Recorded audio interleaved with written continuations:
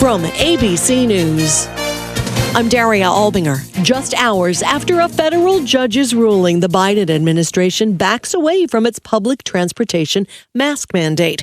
ABC's Eva Pilgrim with details. The decision by the judge appointed by former President Donald Trump signals another sweeping change for Americans. I think it's for our own protection because obviously COVID is still going around. So if we have to do it when we're inside doors, it's fine with me. I think people are just so tired of wearing masks.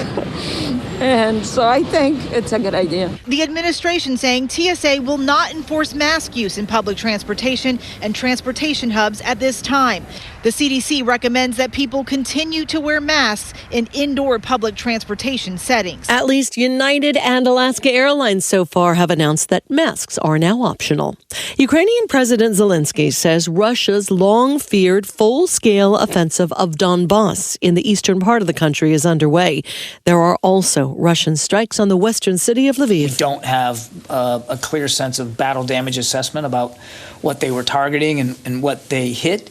At this time, we don't have any indication that Western aid was targeted and or hit or destroyed. Pentagon spokesman John Kirby. Police in Stockton, California say the quick actions of a school resource officer helped them make an arrest at a fatal stabbing in a high school.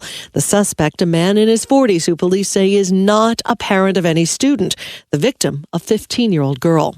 Police in Columbia, South Carolina have taken another person into custody in a weekend shooting at a shopping center. We are announcing the arrest of a second suspect, Marquise Love Robinson, 20-year-old male from Columbia. Chief Skip Holbrook says there's a warrant for a third suspect. You're listening to ABC News. The Washington Commanders are denying several allegations of financial impropriety in a letter to the FTC.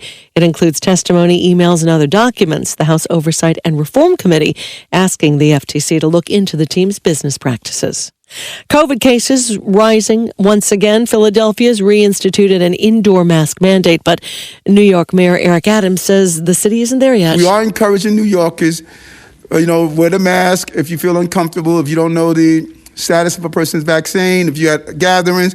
So there is an encouragement we're putting out to New Yorkers. We're just not at the place of mandate right now. Adams, who is in quarantine because he has COVID, says cases are up, but hospitalizations and deaths are holding steady.